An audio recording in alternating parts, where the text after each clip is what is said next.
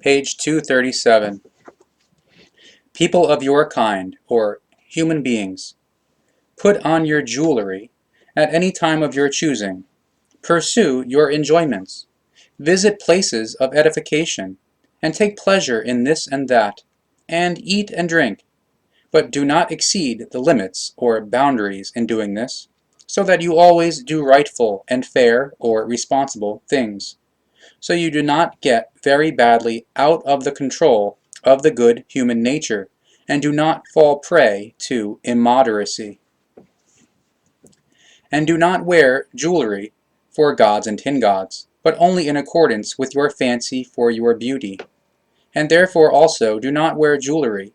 for services to gods and services to tin gods, and not for the priests and other servants or hands/helpers of gods and tin gods, and also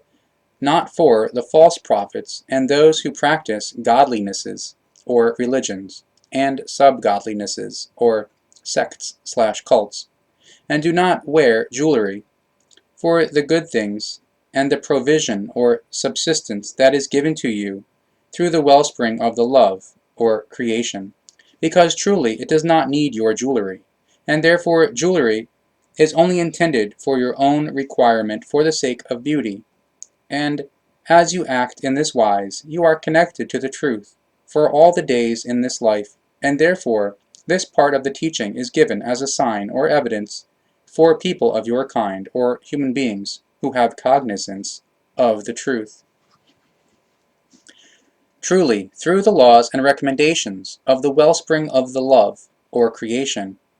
all disgracefulnesses, or badnesses, are not recommended to people of your kind, or human beings, through upholding or maintaining insight or rationality, and true discernment or intellect, neither those which are committed openly or in public, nor those which are done in secret. Thus, however, disgracefulnesses, or badnesses, and Gewalt, or terror, and coercion, and everything that you place next to the wellspring of the love, or creation, which you have no right or entitlement to do, and therefore it is disgracefulness, or badness, if you curse the wellspring of the love, or creation, and say things about it which are the untruth, and what you do not know of it. And disgracefulness, or badness, is inside and outside of you, as well as lovelessness and unpeace, unfreedom, or bondage, dissonance, or disharmony, and also hatred and pathological craving for revenge, pathological craving for retaliation, and jealousy, strife, and battle or war, bloody deed or murder, outrage, or act of Gewalt and coercion, inequity or unfairness, causing harm to the body and life and the psyche and the inner world or consciousness, as well as misdeeds or crimes of all kinds. For every action, a time is set at which a reckoning will be demanded for it. And when the hour has come, then the demand for reckoning cannot be put off by even one moment, nor can it be postponed, be it by your jurisdiction or through the primal creative law of condition or cause and decision, or effect equals cause and effect. Consider, if true prophets come to you from your midst, who present or teach you all the signs or evidence of the teaching of the truth, the teaching of the Spirit, the teaching of the life, then they come to point out or reveal to you the way to the real truth in respect or venerability, so that you may do good things through the truth, and no fear and no sorrow may come over you which you cannot prevail or master. Those amongst you, however, who condemn the signs, or teaching, the explanations and marvels, of the true prophets, and turn yourselves away from them with disdain, you are the inhabitants of an evil fire, or unknowledge, and inequity, or unfairness, in yourselves, in which you tarry so long until you bethink yourselves. And truly those amongst you who fabulate or invent lies against the truth, and against the true prophets, or who accuse or blame their signs or marvels of being lies and deception, you choose your own destiny by afflicting yourselves with unpeace and unfreedom or bondage, as well as lovelessness and dissonance or disharmony against yourselves, because truly, instead of you turning to the truth, you are accustomed to calling on and praying to gods and tin gods, and people of your kind or human beings, despite the fact that you cannot find in them the truth, and neither advantage or success, nor disadvantage or loss/damage. Therefore you give an evil testimony against yourselves, against your own power and your own action, or capability. Those of you who are against the truth, you foment in yourselves a fire of evil, and you band together with throngs of people of your kind, or like-minded ones. And if one of your throngs meets another throng, then you curse one another, so that the one talks badly about the others, and yet once again return to doing terrible things together. But you also lead one another into delusion and deceive one another. Therefore you are befallen doubly by anguish and the fire of hatred, and no righteous or conscientious friendship comes about amongst you. And those of you who are against the truth, you are unrighteous ones, or conscienceless ones, and unfair ones, or irresponsible ones in yourselves, and amongst one another. Therefore you say to the others that they do not have any benefit or advantage over you, and are even worse than you are. And by doing so you bring forth hatred and strife amongst yourselves, and start to strike and to kill one another. Truly, you unfair ones, or irresponsible ones, and unrighteous ones, or conscienceless ones, you condemn all signs or evidence of certain or actual truth, and turn away from it with disdain, although in doing so you do not realize how you are increasingly closing off your inner world or consciousness to the true existence or reality, and are withering in your world of thoughts and feelings, as well as in your psyche. Truly, you cannot open your firmament of your inner world or consciousness, and cannot go into its firmament or consciousness levels, in order to fathom them and to gain unfolding or evolutive advantage or success from them. And truly a camel would be more likely to pass through the eye of a needle than for you to turn to the truthly truth, without you first suffering great and painful harm and a serious calamity, because you are truthfully great malefactors, and only learn through harm and calamity. And see that it is only if you turn to the truth in good measure, and follow the teaching of the truth, the teaching of the Spirit, the teaching of the life, and if you learn from it and do good deeds, both for yourselves and also for all people of your kind or fellow human beings, who always meet you and who need your help, only then do you cease to burden yourselves with inequity or unfairness, and unrighteousness or consciencelessness, as well as with virtuelessness,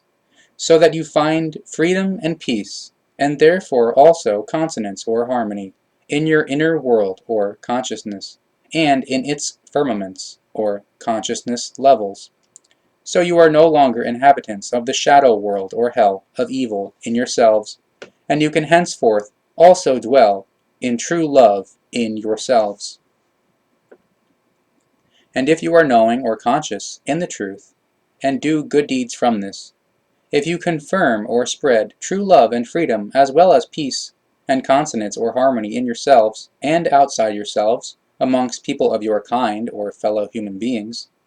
then you do not burden yourselves and people of your kind or fellow human beings above your and above their ability.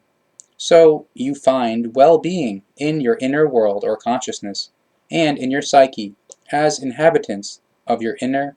firmament, or levels of consciousness, just as the inner firmaments, or levels of consciousness, open for people of your kind, or fellow human beings, and allow well-being to flood in. Strive to sweep away everything that is in your thoughts and feelings in terms of resentment against people of your kind, or next ones,